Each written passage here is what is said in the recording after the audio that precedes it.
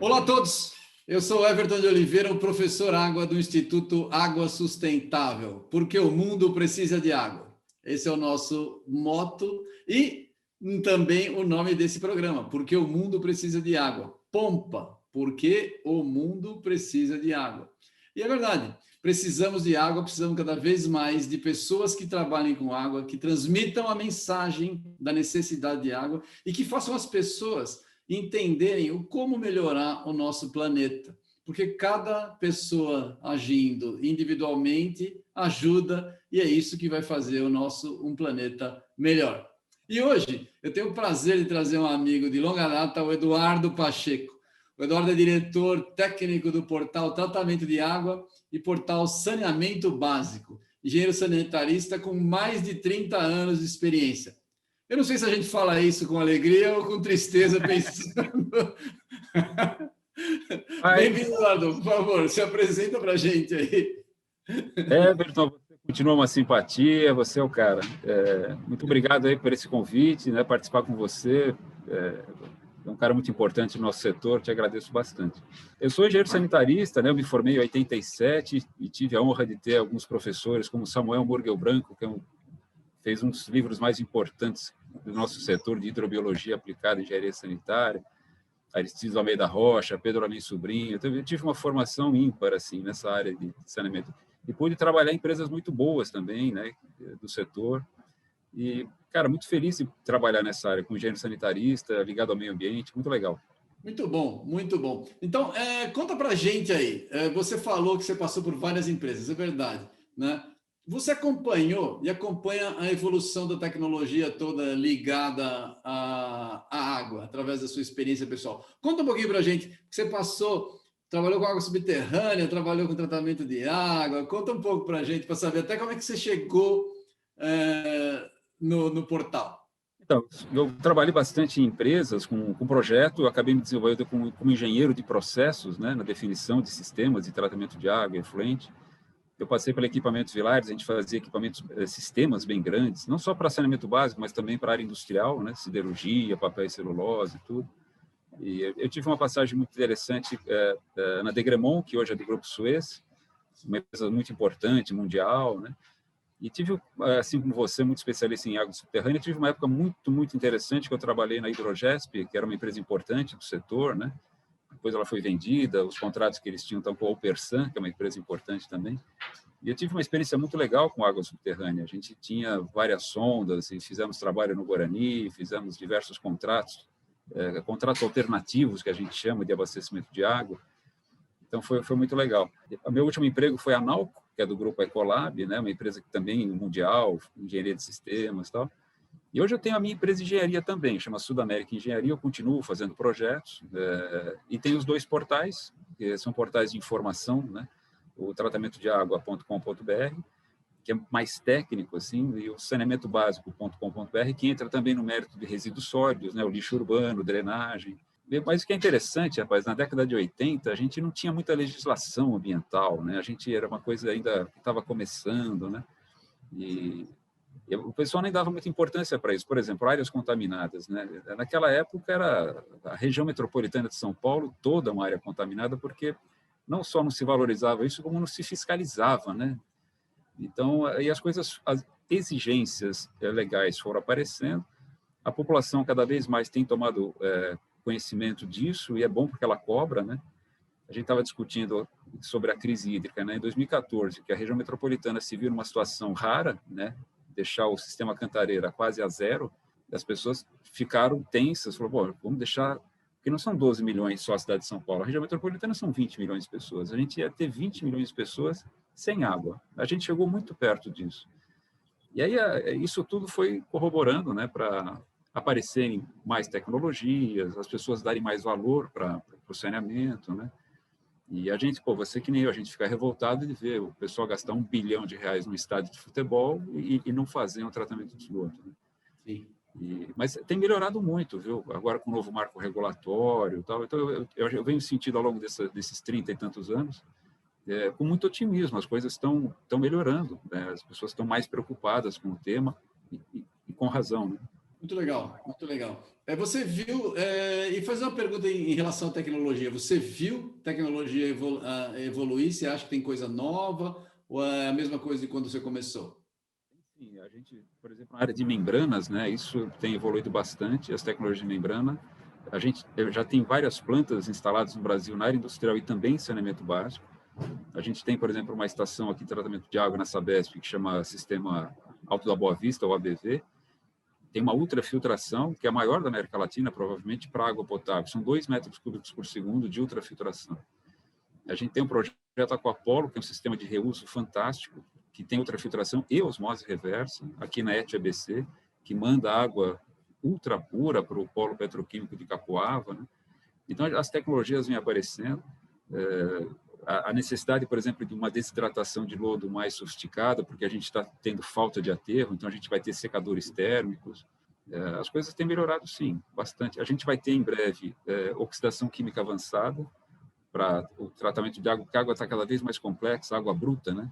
Com moléculas cada vez mais complexas, então está havendo necessidade de uma oxidação mais forte no pré-tratamento. A gente vai ter muita novidade disso também em breve. E eu estou vendo com bons olhos isso, tecnologias que, na verdade, estão à disposição da gente, que a gente tem acesso a qualquer coisa do mundo todo. O que fica difícil é dar a equação financeira, né? De viabilizar uma tecnologia mais cara aqui. Mas esses exemplos que eu passei para você de membranas, principalmente, tá viabilizando e a gente está muito feliz com isso. Assim, essa é uma questão importante. O preço você acha que tá começando a cair? Porque tem várias tecnologias novas que são ainda muito caras, né? Mas tem alguma tecnologia que você vê que está entrando e que tem uma chance de vingar? O preço é sempre muito relativo, né? Porque depende da necessidade. Então, por exemplo, em Israel, por exemplo, o pessoal lá praticamente 100% do abastecimento é osmose reversa para água do mar, que é um sistema caro. Mas em não tendo outra alternativa, é aquela alternativa. Então, a gente, em algumas situações, principalmente nas grandes metrópoles, as soluções mais caras vão se tornar viáveis por necessidade. Então, a região metropolitana, por exemplo, é uma região, toda a água aqui, né, da Grande São Paulo, não é daqui. A gente faz transposição de bacias, etc. A gente está indo buscar água lá no projeto São Lourenço, é o último sistema novo que entrou, 84 quilômetros de adutora, né? Então, para trazer água da bacia do Juquiá para cá, né? Então, a gente começa a perceber que, nessas situações, viabiliza, as soluções viabilizam. Lógico que nas situações mais humildes, mais pobres, você não consegue, não fica de pé a equação, né, que a gente fala, né? Aí não tem jeito. É verdade, é verdade. A gente tem uma situação de água que mundialmente vai ter que... Na verdade, a água é barato ainda, né? Mas o custo está começando a chamar a atenção, a situação vai chegar. Você falou da crise, e nós estamos numa crise hídrica, já estamos, mas ela vai aparecer seriamente, principalmente aqui em São Paulo, que ainda não apareceu, como já está no Paraná, por exemplo, não é verdade? Nós temos uma situação assim, a gente ocupou o país, se você pega as 6 grandes macrobacias, né, brasileiras, onde tem mais água, né? É na bacia amazônica, né? Aliás, é a maior bacia hidrográfica do mundo, né? Mas está lá, está no Amazonas, lá não tem ninguém, né? E a gente também não quer ocupar. Aí colocou só no estado de São Paulo 42 milhões de pessoas. É onde tem menos água, né? Colocou todo mundo colocou aqui na cabeceira do rio, E para piorar, colocou todo mundo aqui, quer plantar cana, quer plantar laranja. Aí você começa a criar competição pela água. Nós temos hidrelétricas também nessa região, né? Aqui no Paranapanema e tudo. Ou seja, a gente colocou todo mundo aqui, colocou um monte de coisa, produção industrial, produção agrícola, colocou hidrelétrica e falou, agora queremos água para todo mundo. Ele falou, não tem. E detalhe, está acabando. Quer dizer, na verdade, você sabe, a água não acaba, né? Mas a gente está salinizando cada vez mais a água, está vendo uma desproporção. Eu, quando falo, por exemplo, do Rio Amazonas, né? A foz do Amazonas, ali perto de Marajó, a vazão só do rio, não estou falando de água subterrânea, que você é especialista, só o rio Amazonas, ele tem 200 mil metros cúbicos por segundo quando ele vai embora. Daria para abastecer o mundo inteiro várias vezes, né? Mas só que está lá, né? Apesar que se falar para o empreiteiro, olha, faz uma adutora de lá para cá, eles vão gostar, são 5 mil quilômetros. Eles vão Mas esse é o nosso problema. A gente ocupou o país, né, e com uma concentração absurda numa região que tem pouca água, né? A bacia aqui do Tietê tem pouca água, perto das demais, né? Claro, é verdade, é verdade. Você falou um negócio, mas você falou um negócio aí, eu só vou mudar de assunto dentro do mesmo assunto, é o seguinte, a gente acabou de fazer, nós estamos tendo um congresso de água subterrânea nesse momento, e um dos pontos que a gente tem discutido, e você tem essa experiência, você viu construção de poços no Guarani, né? Tem uma informação que as pessoas não sabem, é que entre 15% e 25% da elevação do nível das águas dos oceanos é resultado de água subterrânea que foi bombeada e lançada e que chegou no mar. Ou seja, nós estamos mandando água, transportando água de dentro do continente para o oceano que não precisa de água, e ainda mais que você vai salinizar, né? Esse que é o problema. Eu estava comentando... que é muito mais caro tirar o sal da água, eu falo, é muito mais caro dessalinizar a água do que tratar esgoto, inclusive. Por isso que a gente coloca aqui que uma das soluções para a região metropolitana é o reuso de esgoto para fins potáveis. A gente fez, inclusive, um evento sobre isso, que na Califórnia você tem isso, na Namíbia você tem isso, em Singapura. Tecnicamente é viável, porque a gente está salinizando muita água, esse é o ponto, né? E aí fica muito caro dessalinizar depois, né? Então, mas uma das formas que a gente está discutindo, que vai ser no futuro, eu pessoalmente tenho certeza, não sei como é que vai ser a equação econômica para isso, mas eu tenho certeza que nós vamos andar para esse lado. Hoje a gente vê, por exemplo, a captura e armazenamento de CO2 em reservatório de petróleo. Então, a 2.000 metros de profundidade, você injeta CO2 para tirar da atmosfera. Custa uma fortuna fazer esse procedimento, muito caro, mas já está viável, porque já se fez algumas equações econômicas para isso, já tem preço da tonelada de CO2 para fazer esse negócio. O nosso caminho, será que não seria... Eu acho que vai ser, mas eu estou perguntando para você que trabalha com água em geral. A gente fazer injeção de água em aquífero, porque nós precisamos fazer armazenamento e os aquíferos alimentam os rios. Ou a gente vai ter água lá, ou nós vamos ter água nem no aquífero, nem nos rios, né? Você sabe que o sistema de reuso lá na Califórnia eles têm um projeto muito interessante, que é um sistema de reuso para fins potáveis, mas como é que eles fazem? Eles tratam o esgoto num padrão excelente, com ultrafiltração, osmose, etc., e fazem a reinjeção do aquífero. E aí depois eles pegam água do aquífero. Então, a gente chama de reuso indireto, né? Porque não vai direto para a rede, para abastecimento, mas ele passa por um aquífero subterrâneo. E aí, com isso, eles também expulsam aquela cunha salina, né? Então, eles fazem aquela injeção. São formas que a gente... Eu quero que você fale, o Instituto Água Sustentável, a gente tem que pensar em procedimentos sustentáveis para o uso da água e para o descarte do esgoto, né? Esse é fundamental. Vai acontecer. Eu tenho certeza. Vai se criar um business que você, por exemplo, vai ter uma fazenda de reinjeção. Se tu pega uma área de recarga do aquífero Guarani, por exemplo, e você faz uma fazenda de reinjeção de água. Você sabe que ali a água tem fluxo descendente e você pode fazer para realimentar o aquífero como um todo. Vai ter que ter uma economia que pague por isso, senão nós vamos ficar sem água. Estou falando um exemplo aqui do Brasil que as pessoas conhecem, mas isso tem na Líbia, por exemplo, que eles bombeiam água, toda a água que é usada na Líbia é fóssil, sem recarga, ou seja, absolutamente insustentável. Vai acabar. A previsão deles é 50 anos, e olhe lá, para acabar. O problema disso é que a gente fala, a injustiça disso tudo é que, assim, quem tem muito recurso, dinheiro, não fica sem água. Então, começa a ficar caro ter água, eu falo, vamos dessalinizar, mas qual é o país que pode dessalinizar toda a sua água? Né? E a energia para dessalinizar, né? Então, aqueles países mais pobres, as regiões mais pobres vão ficar cada vez com menos recursos. Né? E quem tem muito vai conseguir, lógico, ele vai ter energia, vai ter sistemas, né?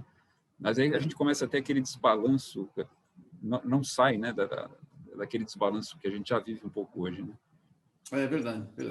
Mas vamos falar agora dos seus portais. Você tem 2 portais na internet. Conta pra gente aí o que é um portal, para quem nunca viu, se alguém trabalha com água e não viu o portal do Eduardo Pacheco, você não sabe o que você está perdendo, você devia ter visto. Se você é da área, você tem que estar por dentro. Recomendo muito que você vá no portal tratamento de água e no portal saneamento básico. Conta pra gente Qual a sua ideia inicial? Qual o alcance deles? Conta tudo aí. Olha, eu brinco que o portal, os dois, eles são mais antigos que o Google, o LinkedIn e o Facebook, pra você ter uma ideia. Já tem mais de 20 anos. São portais setoriais, né? Então, o tratamento de água ele é mais técnico, você encontra tese de mestrado, artigos atuais, a gente tem sempre, todos os dias, artigos e notícias, né, novas. A gente tem os apoiadores, pessoas que anunciam com a gente, que é para ajuda a bancar as contas todas. A gente organiza cursos bem técnicos, né? A gente vai ter agora em setembro sobre lodos ativados, biorretor à membrana, IMBBR, que são aquelas mídias que a gente usa no tratamento de esgoto. A gente faz diversos cursos, agora são todos EAD, né? A gente não está podendo fazer presencial, mas a gente sempre fez eventos presenciais, né? O saneamento básico, ele tem o viés de saneamento mesmo, ele pega uma parte regulatória do saneamento, ele fala sobre drenagem também, que no tratamento de água eu não falo, ele fala sobre lixo urbano, que é um baita problema, principalmente na região metropolitana, nas regiões metropolitanas todas, né?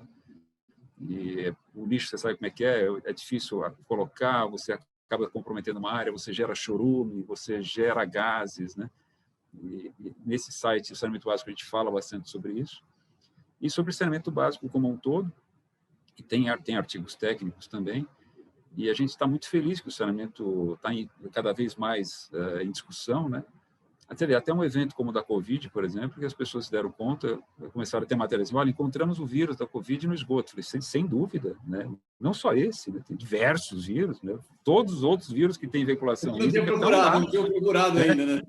Aí fala, pô, tá vendo como é importante tratar o esgoto? Aí as pessoas vão se tocar, né? Como saneamento é importante, né? Eu falei, ele não só é importante, como é bem mais barato fazer saneamento do que tratar o cara doente, né? Não tem nem o que discutir isso, é impressionante. Aí eu brinco assim que o Ministério da Saúde devia chamar Ministério da Doença, porque o cara já está doente, né? O Ministério da Saúde é o nosso, somos nós que cuidamos da saúde. E o nosso site faz muito sucesso, porque a gente é visitado por todo mundo da área. Não sei se você sabe, mas existem mais ou menos 300 mil pessoas no Brasil que lidam de forma direta ou indireta com água e efluente, né? Em saneamento básico e industrial também. Então é um público bastante grande, bastante específico, né? De pessoas que estão nessa área. E a gente tenta se comunicar com essa turma toda. É um trabalho bem bacana que a gente faz. E com vocês também. A gente está fazendo na parte de educação, de divulgação, né? Mais ou menos não é exatamente o teu foco. E agora você vai ter, o resíduo entrou, você já tem resíduo no teu site, você vai fazer um novo portal? Não, vamos manter com esses aí. Mas a gente fala bastante de resíduo sólido urbano, né, no saneamento básico, que tem resíduos sólidos industriais também, né, mais específicos. Mas, eventualmente, a gente fala alguma coisa sobre isso, né? São resíduos impactantes, né, a destinação deles também. Sim. Mas a gente está com bastante visitas, somando os dois, a gente tem picos de 8, 9 mil visitas por dia, né, somando os dois. Tem um público bem interessado e um público muito selecionado, né, as pessoas entram para buscar informação mesmo, né? Isso é bacana. Para as pessoas que já trabalham na área, que você falou. A gente tem 300 mil pessoas, é um número grande, mas a gente precisa de mais gente. Essa aqui é a verdade. A gente precisa de mais gente. Né? Exato. A gente precisa de mais gente, a gente precisa de mais gente que trabalhe diretamente, que faça trabalho de divulgação como você faz, né? A gente precisa de mais gente que leve essa informação para o grande público, né? Não só para os técnicos. Às vezes, nessas situações, como foi a crise hídrica ou do Covid, quando as pessoas se dão conta, né? E aí é o momento de a gente falar para essas pessoas, olha a importância do saneamento, o problema da água, o problema do esgoto não tratado. E nessas situações a gente acaba colocando, o público leigo começa a ficar um pouco atento, né? E eu acho que é um pouco da nossa função, de levar para o público leigo, até para que eles nos ajudem a pleitear isso. Então, eu falo assim, quando você vai votar, né, você chega a pensar no deputado, se ele sabe alguma coisa sobre isso, o vereador, ele tem ideia do que é isso. Por exemplo, na cidade de São Paulo, o maior item do município, de orçamento do município de São Paulo, é o resíduo sólido urbano, entre colete, afastamento e destinação. Então, as pessoas não se dão conta da importância disso, né? O público leigo precisa nos ajudar a pleitear isso. Então, na hora que for votar, fala, escuta, sinceramente, você está olhando isso, você está vendo? Às vezes o cara nem tem a menor ideia, né? O cara que está se elegendo, nem ele sabe, o deputado, o senador, o vereador. E a gente precisa ajudar a cutucar essa turma, né? Eu concordo completamente com você. Não adianta a gente ficar aqui reclamando entre nós mesmos, porque nós não vamos chegar a lugar nenhum. Ou a gente fala para um público mais amplo, ou nós vamos ficar sempre sendo considerado um bando de chorões, né? Que fica chorando, reclamando. Não é o caso. A gente tem o caso, o Banco Mundial publicou recentemente o blog A Crise Climática é uma Crise de Água. E já tem um consentimento entre os conhecedores do assunto que o tema água tem tido uma relevância muito menor do que precisaria, né? Como é que você vê isso? Como é que a gente pode fazer chegar, usando, por exemplo, o seu portal, para dizer para os participantes e apoiadores, para eles apoiarem essas iniciativas? Você tem alguma ideia em relação a isso? Você é um cara otimista, que eu sei. Como é que você enxerga isso? É a divulgação, às vezes a gente usa um pouco do assustar um pouco as pessoas, mas é para o bem. Então, quando a gente fala que a gente está tendo esses problemas de crise hídrica, que a gente pode ficar sem água, primeiro que não é mentira, né? Segundo que é para meio que alertar, né? Quando começaram a falar, não, tem Covid no esgoto, foi óbvio que tem, assim como tem o vírus da hepatite, mas de diversos outros, né? Então, aí a necessidade de fazer isso. Então, a gente alerta, meio que assustando um pouco, porque a gente quer que reverta recursos para nós, né? Então, a gente fala, para universalizar o saneamento, a gente vai precisar de 700 bilhões de reais até 2030. Isso não é muito. Se você pegar outros investimentos na área de transporte, na área de energia, ou o que se gastou na Copa do Mundo, que eu fico revoltado com aqueles estádios de futebol, né? Fizeram o estádio em Manaus. Manaus, para você ter uma ideia, naquela região, a perda de água é de 70%. Aí o cara fala, não, mas lá tem o Rio Amazonas, tudo bem. Não, estou falando de perda de água tratada. Você captou, fez um tratamento, usou produto químico, bombeou, passou numa estação, aí você perde 70%. Não pode ser normal isso, percebe? Não pode ser. Então, é alguma coisa... Aqui em São Paulo, a gente perde mais de 30%. A gente usa 90 metros... Aqui em São Paulo o número é muito alto, mas uma da argumentação da Sabesp é que também você tem roubo, né? E aí o roubo de água entra na cota social, digamos assim. Tem isso também, é verdade, né? Mas tem muita perda física mesmo, tem essa perda financeira, né, que é reconhecida, entra mesmo nessa cota social das comunidades, né, etc. No Rio de Janeiro, a mesma coisa. Mas a perda física é escandalosa, né? É muito grande. E a gente precisa alertar o pessoal para que reverta recursos para isso. Aliás, eu alerto uma coisa, foi bom tocar nesse assunto de perda, que é o seguinte, quando uma concessionária vai falar assim, olha, eu vou investir para reduzir a perda, não é investimento isso. Isso é OPEX, isso é custo de manutenção.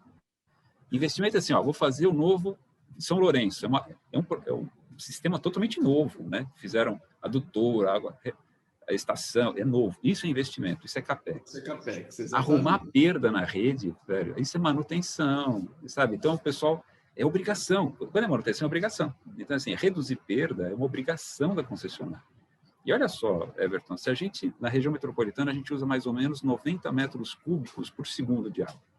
A região metropolitana consome. Se eu perco 30%, são 3 sistemas São Lourenço novo. Quer dizer, eu construí o sistema São Lourenço para trazer menos de 10 metros cúbicos por segundo, né? Custou 2,5 bilhão de reais, né, esse sistema. Quer dizer, eu perco 30 e gasto 2 bilhões e meio para trazer 10. Sabe aquelas coisas que não tem lógica? Assim? Então, a gente precisa levar essas informações para a população para eles nos ajudarem a pressionar, né? Então, assim, na minha ótica, uma concessionária como a Sabesp, ela fatura 18 bilhões de reais por ano e dá lucro.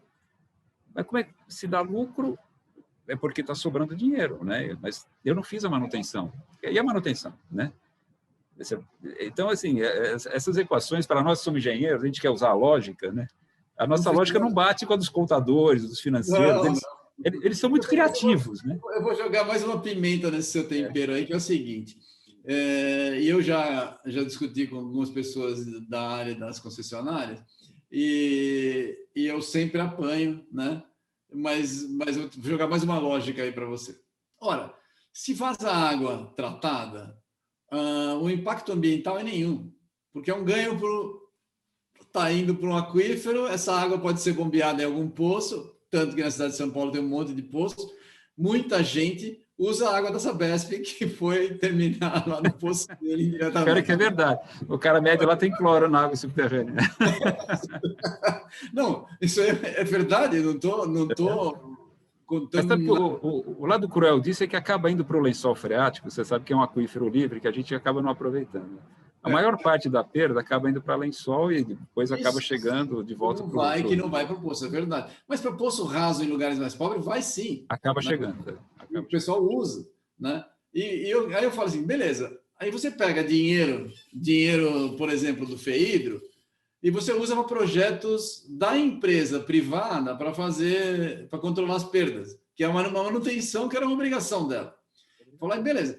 E ninguém fala que a mesma empresa vaza esgoto, porque ninguém quer saber se vazar esgoto é vantagem, porque eu vou tratar menos esgoto, você concorda?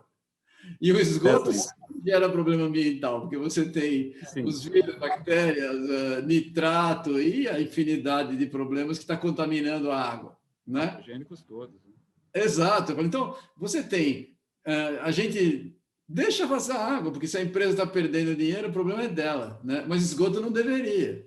Então, se a gente pensar ambientalmente, cuida do lado correto. Mas as concessionárias não gostam dessa conversa. A gente precisa pressionar, né? Agora, o que está acontecendo? Está tendo várias concessões privadas, né? As empresas privadas estão investindo no saneamento. Eu acho isso bom, é positivo, está dando uma renovada. E para a empresa privada, a cobrança é maior. Então, está tendo esse fenômeno interessante. Aliás, a entrada do capital privado está dando algumas reações interessantes. Primeiro que o pessoal da concessão pública está falando assim, não, mas peraí, empresa privada, mas eu também sou bom, né? Tanto que elas estão concorrendo também, né? E a própria Sabesp está concorrendo fora de São Paulo. Tem uma empresa aqui em São Paulo, a Sanasa, que cuida de Campinas. Eu gosto muito daquela empresa, eles são muito sérios. Inclusive, tem bioreator a membrana, eles têm tecnologias de ponta, né? E a Sanasa tem condição de entrar numa concorrência com empresas privadas, né? Ela tem, e ganhar, inclusive, né? Então, mexer um pouco com o brio do pessoal da empresa pública, sabe? E, ao mesmo tempo, a empresa privada vai ser mais cobrada, muito mais cobrada do que a empresa pública. Então, eu acho que dá uma mexida positiva, sabe? Eu estou muito otimista com essa história toda. E eu acho que é um dos aspectos positivos disso. Agora, o que a gente precisa é esse trabalho nosso de chegar para o público leigo no bom sentido, que não conhece, e falar, olha, conheça melhor. Pô, quando teve a crise hídrica, ninguém sabia o que era o sistema Cantareiro, o sistema Alto Tietê, o sistema Guarapiranga, etc. O pessoal não entendia, mas a Billings está cheia, por que eu não posso pegar água lá? Olha, a Billings, né? Daí começaram a se tocar que a Billings é um reservatório gigantesco, extremamente poluído, né? E aí falou, mas não dá para usar aquela água? Não, não dá. Cara, não dá. Sabe, então as pessoas começam a se tocar da quantidade de loucura que tem no setor, né? E a gente tem que tentar ajudar a arrumar isso tudo, né? Eu concordo. A gente tem que mostrar, é o que você falou, a gente só vai acordar com a crise hídrica que está batendo na porta aí, não é isso? E acorda na pior situação que tem, né? A situação de emergência, né? E ela é bastante grave, sim. A gente ainda tem mais 2 meses, pelo menos, de seca, né, aqui na região, e o Cantareira já está abaixo de 40%, né, que seria o nosso principal sistema produtor, já não é mais. Ele, depois da crise, ele nunca mais voltou à vazão original de 33 metros cúbicos por segundo. Nunca mais. Então, as pessoas têm que se dar conta disso, do custo que vai subir, que ainda é baixo, né? Por exemplo, eu falo para o cara, mas a água é cara, Pabu. Eu falei, olha só, vamos dizer que você pague R$30 o metro cúbico, são R$30 por 1.000 litros de água. Aí você vai e compra uma garrafinha Minalba de 1,5 litro e paga R$3. Faz a conta. Eu estou te dando 1.000 litros. Detalhe, eu estou te dando na sua torneira água potável. Você não precisa nem sair de casa, você faz assim com a mão e abre a torneira. E o cara está na Vila Paulista, né? Lugar caro, né? Abrindo a torneira e acha caro a água, né? Aí ele vai e compra uma garrafinha de água e paga R$3 por 1 litro de água, né? Então, assim... Você comprar de 300 ml quando você está com sede, você paga R$3, 300 ml, né? R$2 ou R$3, 300 Aí multiplica por 1.000, o que dá isso? Você está falando de R$6.000 um metro cúbico de água. É mais caro do que qualquer coisa, né? Então, as pessoas não se dão conta. Aí o cara, não, quando eu vou dar alguma palestra e entra nesse assunto, eu falo, mas quanto você gasta de água por mês na sua casa? Não, eu gasto R$60. Eu falo, e de TV a cabo? Ah, TV a cabo 200. E de celular? Ah, celular 250. E de luz elétrica? Ah, de luz elétrica 150. Eu falo, então nós estamos perdendo feio, né? O pessoal de água perde feio para qualquer outra tarifa. Agora, fica sem TV a cabo, fica sem luz, fica sem água. Aí você não faz nada? Porra, você não faz nada. Nada. Aí o cara falou assim, mas sem celular não dá, eu morro antes. Atualmente é bem provável. Eu falei, bom, tá bom, vai, celular eu concordo. Mas a crise hídrica é muito grave. Tem regiões do mundo, por exemplo, a competição pela água. Aqui a gente começou a sentir a competição pela água em alguns setores. Mas no Chile, por exemplo, o pessoal compete. Né? É o pessoal agrícola com o pessoal de mineração de cobre. Você tem várias regiões do mundo que você tem um nível de competição pela água. Várias. A gente tem uma cultura. Eu entrevistei a Marília Mello, que é a secretária de Meio Ambiente de Minas Gerais. E ela falou isso. A gente tem, né, o que eu sempre concordei, a gente tem a cultura da abundância, principalmente aqui no Sudeste, né? Então, você nasceu, cresceu pensando na quantidade de água, sempre teve, e não consegue raciocinar sem água. Quem nasceu numa região absolutamente seca, valoriza muito, mas a gente não tem essa noção. Então, não tem como pegar preço, porque não teve cultura ainda. Vai aprender pela dor, talvez. Pela dor, é. Quando a gente teve a crise aqui, o pessoal do Nordeste, que vive em regiões bastante áridas, né, e tal, falou, agora vocês estão sentindo um pouco o que a gente sempre sentiu, né? E aí você fala, pô, as pessoas começaram a se dar conta disso, né? Algumas regiões do Nordeste, putz, os caras sempre tiveram nessa crise, né? São abastecidos por caminhão-pipa, como você conhece bem, né? Não tem água encanada em casa. E aí fala, bom, isso pode começar a se estender, né? Vai se estender, vai se estender. Olha, a gente está fazendo trabalho com água, você também trabalha, mas nós temos uma possibilidade tanto de mercado como de educação pela frente gigantesco. Por quê? Porque nós vamos ter que aprender a conviver com menos água. Por dois motivos. A população continua aumentando, né? Continua aumentando. E a qualidade de vida, bem ou mal, com todos os problemas, com todos os governos ruins que a gente tem, e não é exclusivo do Brasil, governo ruim a gente tem em vários lugares, né? A gente tem sido bem aquinhoado em governos ruins, né? O que acontece? A gente vai precisar, as pessoas têm melhorado de situação de vida e usa mais água. Você melhora um pouco a qualidade de vida, naturalmente você usa mais água. Então, nós vamos ter uma necessidade aqui no Brasil muito maior de água. E a disponibilidade é a mesma, e está até diminuindo, porque a qualidade está diminuindo. Né? Até o clima, né? Então a gente aqui acaba tomando mais água por necessidade, as pessoas tomam banho. Tem regiões que não é comum o cara tomar banho todo dia, né? Por incrível que pareça. E a gente acaba consumindo por diversos motivos. E fatalmente o preço vai ter que subir. As pessoas vão ter que se conformar com isso também, porque vai ficar mais caro buscar e tratar água. O tratar água é interessante. A gente está poluindo os mananciais, né? E a legislação está ficando cada vez mais rigorosa. Então, ao mesmo tempo que eu tenho a legislação exigindo mais análises, né? A gente entra em parâmetros cada vez mais completos, né? A gente está poluindo cada vez mais e com moléculas cada vez mais perigosas e complicadas. Né? Então, às vezes eu vou dar uma palestra e falo assim, ó, dá uma olhada na análise da portaria, né, do Ministério da Saúde, está lá, dicloroeteno. Eu falo assim, mas no manancial não vai aparecer dicloroeteno. Eu falo, mas e se aparecer, como é que você tira? Boa pergunta, não sei. Então eu falo assim, vai aparecer, já está aparecendo, na verdade, né, se a gente monitorar bem, o tratamento começa a ficar cada vez mais complexo. A gente sabe tirar, a gente sabe fazer uma oxidação avançada, trabalha com membrana e tal, só que é muito caro. Aquelas estações de tratamento normal, elas foram criadas para aqueles parâmetros organolépticos, vamos dizer assim. Né? Acaba tirando turbidez, cor, né, odor, etc. Mas não foram feitas para tirar compostos bem complexos, derivados de hormônios, etc., os tais contaminantes emergentes. Mais baixo também, né? Muito mais complexo, solubilidade mais baixa, mais difícil de detectar. O custo só de detecção para você saber já é caro. Monitoramento. Formato dissolvido da água, quer dizer, um filtro de areia não tira, um coagulante normal não tira. Então, assim, a gente sabe tratar, por exemplo, essa estação de ultrafiltração da Sabesp, apesar dela ser grande, ela é meio que um piloto para a Sabesp, porque aquela ETA, ela trata 15 metros cúbicos por segundo, e tem uma ultrafiltração de 2, que é uma vazão bastante grande. A Sabesp, o que ela fez? Ela já está começando a aprender, tem outra estação também, a Rio Grande, também tem ultrafiltração. Eles estão começando a aprender a lidar com tecnologias mais avançadas, porque já perceberam que vão precisar, e isso tudo vai custar. Essa planta de 2 metros cúbicos por segundo, ela custou, já não é de hoje, entre a instalação toda e a obra civil, quase 200 milhões de reais. Para 2 metros cúbicos por segundo, e a ETA trata 15. Então, imagina se eu tiver que fazer uma ETA inteira com essa tecnologia. E depois, se eu tiver que começar a usar químicos mais complexos na entrada. Né? E o custo de manutenção também, não é só de investimento. Manutenção. A membrana, depois de um tempo, tem que ser trocada e tudo mais. Claro.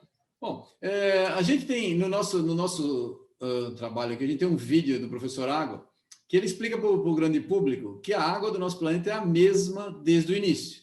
Muita gente não sabe, né? E o que complica é a falta de água limpa no lugar onde ela se faz necessária.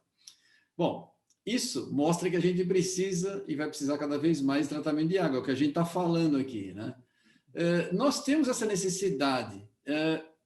Como é que você vê isso? Você acha que vai estar tendo investimento? Qual a expectativa desse mercado agora com a nova lei? Então, infelizmente, essa necessidade vai aparecendo, a gente está sempre correndo atrás do prejuízo, né? Com raras exceções. A gente percebe algumas concessionárias, como a própria Sabesp, né, quando ela implantou essa tecnologia mais avançada, ela está começando a se preocupar com essas situações, mas a necessidade vai trazendo. Então, as pessoas se deparam com aquela situação e falam, pô, aí me procuram a gente e falam, não, existe solução, mas custa tanto. Então, o cara me vem com uma água muito complexa, porque a gente polui Guarapiranga, polui Abinhos, depois quer tirar água de lá. Fala, pô, seria mais lógico parar de poluir, né? Mas não param. Não sei se você sabe, a gente tem 1 milhão de pessoas ocupando irregularmente a área de mananciais. 1 milhão aqui na região metropolitana de São Paulo.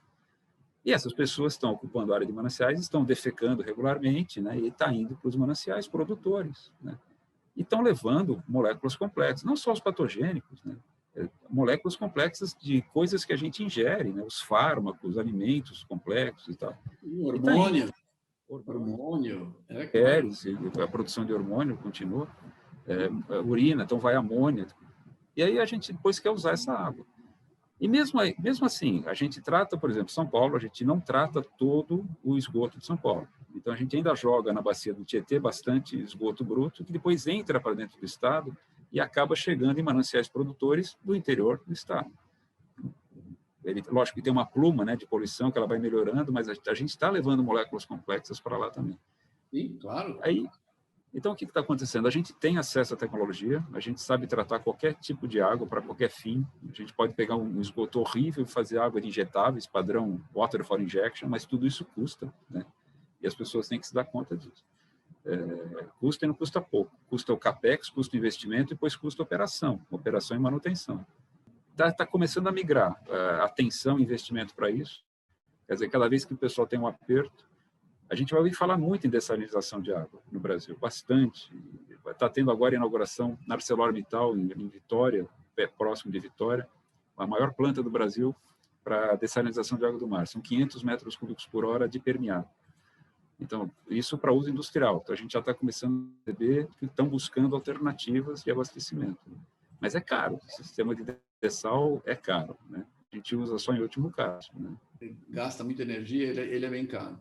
E tudo bem, próximo do mar ainda vai, mas porque também você tem a água... Devolver o rejeito, exato. Exatamente, você tem a água salobra que você lança, né? Que é, mais do que isso, é uma salmoura, né? Esse rejeito também precisa ter cuidado, porque ambientalmente é muito danoso. Eu tenho que estar próximo do mar e tem uma adutora, né? Uma tubulação que leva o rejeito, ela tem que estar distante para ele não voltar, né? Para aquela pluma não voltar para a captação. Para diluir, porque ele também causa impacto marinho. Ele é mais denso, ele fica mais próximo do fundo, então, dependendo do tipo de ecologia que você tiver naquele local, você vai danificar. Nada é simples, essa que é a verdade. Nada é simples, a gente tem que ter cuidado. Por isso que se a gente conseguir reter mais água que chove dentro do nosso continente, de todos os continentes, reter mais e fazer com que ela infiltre de alguma forma, por isso a parte de injeção de água, a gente vai estar fazendo um bem, porque a gente vai conseguir tratar menos água, vai custar menos. Concordo plenamente. Esse é um processo que vai ser necessário. Vai ter saída. Agora, você conhece, você está há um tempão no mercado aí, você já viajou pelo Brasil inteiro, que eu já sei, inclusive que a gente fez um projeto fora daqui de São Paulo, né? Quais as disparidades que você vê entre estados e região, só para regiões quem não conhece, na parte de tratamento, saneamento, e qual a sua visão como espectador próximo que você é, né, e como participante desse mercado? O que você, pessoalmente, gostaria de ver no futuro no futuro próximo e como você acha que poderia isso ser feito? O Brasil é um país de contrastes, né? Então, a gente, quando vê problemas e soluções possíveis aqui, na região metropolitana de São Paulo, é totalmente diferente do que você vê na região Nordeste, ou na região Centro-Oeste, ou no Norte, ou às vezes até mesmo no Sul. Então, a complexidade do Brasil é justamente essa. Então, por exemplo, há regiões do Brasil que você pode tratar esgoto com uma lagoa de estabilização, que é um tratamento muito simplório, mas é muito grande, ocupa muita área. Para uma região metropolitana não serve. Aqui eu tenho que ter sistemas mais complexos. Mesma coisa para a água. Então, há regiões bastante protegidas, que o tratamento da água é bastante simples, né? E aqui não, aqui vai ser cada vez mais complexo. E tem aquela questão que eu falo muito assim, a gente tem regiões muito pobres, a gente tem que encarar o saneamento, viu, Everton, como se fosse o SUS. Então, assim, a gente não quer levar o SUS para o Brasil inteiro, que é o sistema de saúde único, que no Brasil é muito interessante, ele não é perfeito, mas ele, assim, ele realmente tenta abranger a população toda. Então, se a gente está levando o SUS para uma região muito pobre, eu tenho que levar o saneamento também sem cobrar. Não adianta eu querer cobrar de uma prefeitura que mal tem dinheiro para merenda escolar, cobrar saneamento. Eles não têm recurso. Então, assim, ou deixo eles abandonados, como eles já estão. Gastar menos com o SUS lá também, né? Ou a gente tem uma arrecadação maior de imposto numa região rica, quer dizer, então, uma região que realmente o poder aquisitivo é maior, a gente consegue ter uma arrecadação maior para bancar isso. Se a gente quer ter o Brasil como uma federação unida, a gente tem que olhar para eles dessa maneira. Mas o cara tem que pagar pela água. Ele não tem recurso para comer, ele não tem como pagar, o prefeito não tem arrecadação. Porque o sistema de concessão no Brasil é o seguinte, a concessão é do município, né? O município tem a concessão do sistema. Ele não tem condição de fazer nada, ele não faz o aterro sanitário, então ele tem o lixão, ele não tem esgoto, ele não tem recurso. Então, assim, vamos olhar para... Queremos aquela cidadezinha de 20 mil habitantes, muito pobre, na nossa federação? Queremos. Então, vamos ajudar. Vamos fazer a inclusão, levar SUS, saneamento, e condição dos caras trabalharem. Aí, com o tempo, aquilo vai virar um polo. Né? A gente tem cidades maravilhosas, mesmo no Nordeste, né? Mas não são todas. Né? Então, a gente... É muito díspare a situação. Mesmo o PIB, né? O que a gente tem em algumas regiões aqui, é superior à Europa. E a gente tem lugares que é inferior à Líbia. Entende? Então, essa discrepância, assim, a gente precisa procurar equilibrar um pouco mais isso. E é com bom senso. Né? Não é muito fácil exigir isso de político, né? A gente precisa pensar como. Por isso que eu acho que o trabalho da nossa educação, né, é importante. Assim, nós do Instituto Água Sustentável trabalhamos com comunicação sobre o tema água. Você tem visto? Porque nós acreditamos que ela precisa chegar ao grande público. É o grande público que vai exigir dos políticos. Não somos nós especialistas. O nosso alcance é bom, nós somos formadores de opinião, mas nós não damos voto. Não adianta, o especialista não traz voz. Como é que você acha? Você trabalha nos portais que faz, de alguma forma, uma divulgação, ainda que uma divulgação mais entre especialistas. Mas você trabalha com comunicação, né? De alguma forma. É engenheiro, eu sou geólogo, mas a gente gosta de comunicação, né? Como é que você acha que a gente pode fazer para acelerar essas estatísticas de uso de água e saneamento no Brasil? Através da informação, transmitindo informação. Você tem alguma sugestão? Tem que se aproximar da mídia aberta, né? Que atinge o grande público, né? Seja a televisão, o rádio, a internet agora está muito forte, né? E aí você tem... Os nossos portais são muito setoriais, vamos dizer assim, mas você tem portais que são mais visíveis, né? Mesmo as redes, Instagram, LinkedIn e tudo mais, o Facebook, do pessoal leigo, né? Tentar chegar, como você faz? Você usa uma linguagem lúdica, uma coisa mais leve, né? Para começar a atrair o pessoal, para eles entenderem o problema e, a partir do entendimento, poder cobrar. Né? E as pessoas não cobram disso. Né? Então, às vezes um político vai falar na televisão, não, segurança, saúde, fala saúde, velho. Assim, não adianta levar um hospital. O hospital é para o cara que está doente, ele está pegando diarreia, ele tá se contaminando com patogênicos perfeitamente evitáveis se houvesse água tratada. Aliás, o pessoal, médicos reconhecem. Outro dia eu vi uma entrevista na TV um médico importante falando assim, a medicina, estavam questionando a vacina, né? Se toma vacina, não toma vacina. Ele falou, olha, a medicina teve 3 grandes revoluções na história. O antibiótico, a vacina e a água tratada. Um médico falando isso. Eu falei, a água tratada começou no início do século passado, né? Não se tinha isso. Foi a grande revolução. E aí, antibiótico, próximo da década de 40, e as vacinas. São as 3 revoluções da medicina. Então, nós, do saneamento, estamos intimamente ligados à medicina. E as pessoas têm que entender isso. Água tratada, esgoto tratado é saúde. Ponto. Uma coisa igual a outra. Concordo plenamente. Mas a gente precisa fazer essa mensagem andar rapidamente, as pessoas precisam pensar mais. Você vê que quando começou a pandemia, todo mundo, opa, vamos lavar as mãos. Cara, e sendo que lavar as mãos a gente tem que lavar sempre, não era só com pandemia, né? Porque você está a entrada das bactérias é por aí. Deram conta que nas comunidades, nem sempre, né, as favelas, o cara não tem, às vezes, acesso a uma água de boa qualidade, nem para lavar a mão, nem para beber. Né? E a gente começa a ver essas questões. Né? É verdade. Temos que atrair a mídia aberta, né? A mídia, a imprensa, a televisão. Por vezes, assim, eles nos procuram para nos entrevistar em situações de crise, né? Mas a gente precisa tentar levar isso com mais frequência. Quando eu vejo programas médicos, eles elogiando a necessidade de saneamento, eu fico muito satisfeito, porque é o médico falando assim, escuta, é mais barato evitar que o cara fique doente que trazer ele para mim, uma baita diarreia, vou ter que dar uma carga de antibiótico nele absurda, que não teria sido necessária. Mas uma das coisas que a gente vê é o seguinte, o que eu estou trabalhando e que nós estamos trabalhando aqui no Instituto é o seguinte, falar de água e de saneamento parece que o pessoal fala boring, aquele assunto chato, né? Lá vem aquele cara chato falar de novo desse assunto. A gente precisa, claro, para tornar as coisas agradáveis, você precisa de trabalho, talento e dinheiro. Você consegue transformar as coisas numa história bonitinha, simpática, bonita de ver, mas tudo isso daí tem técnica. Os artistas estudam para terem técnica para fazer isso palatável. Que não é necessariamente, aliás, pelo contrário, não é um trabalho meu e seu, você é engenheiro, eu sou geólogo, a gente está fazendo nisso. Como é que você vê a possibilidade da gente trazer recursos para essa área de divulgação, da área de comunicação? A área técnica vai entrar dinheiro, mas a gente precisa fazer um trabalho de comunicação muito melhor, não é uma comunicação só, olha, quando está faltando água, explicar para parar de usar, olha, fecha a torneira. A gente tem que fazer algo que seja lúdico, que as pessoas convivam e comece a mudar a cultura. Como é que você enxerga? Você acha que tem alguma chance?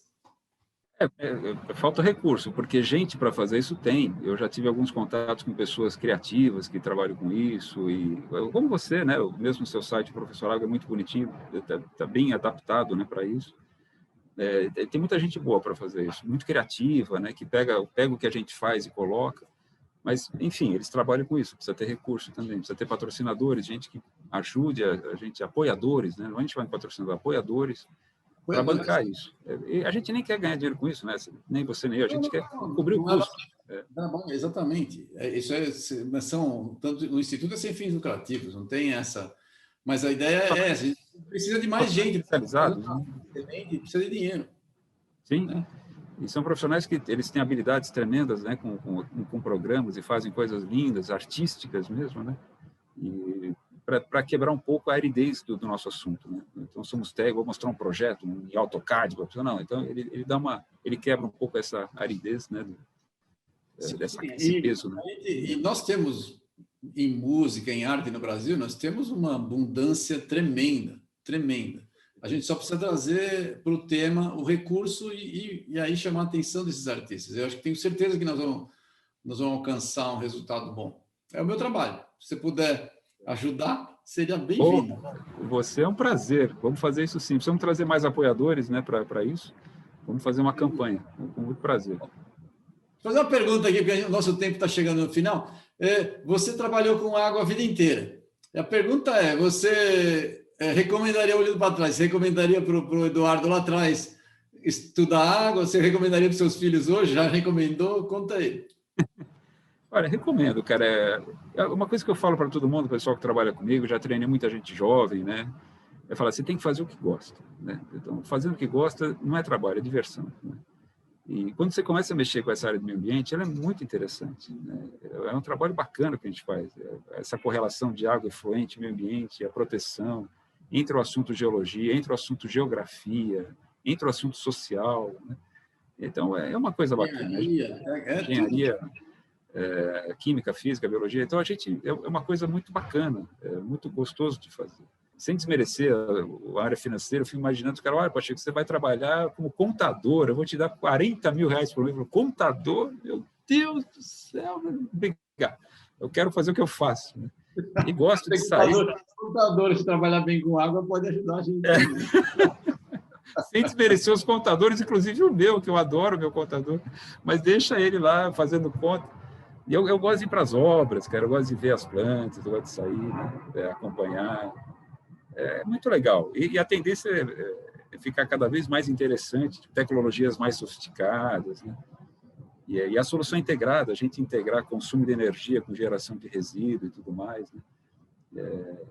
Ficar mais preocupado com a sustentabilidade, em gerar menos. A gente contrata esgoto, gera CO2. Se eu trato de forma anaeróbia, eu gero metano. Então, sabe, a gente precisa começar a diminuir o impacto, pensar em recarga de aquífero, como você falou.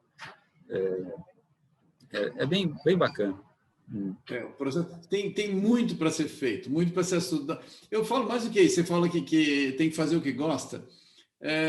Eu vou um pouquinho mais longe. Eu acho que quando a gente estuda um assunto, a gente passa a gostar. Porque a gente tem um certo receio no começo, você não sabe, então você não tem certeza se você gosta, mas depois que você aprende e você vê que você usa o seu raciocínio e você está fazendo um bem, aquilo faz bem para você, né, para o seu ego, para a sua inteligência, mas faz bem para os outros, porque você está gerando um resultado que é bom para as comunidades, para as pessoas. Não tem como não gostar.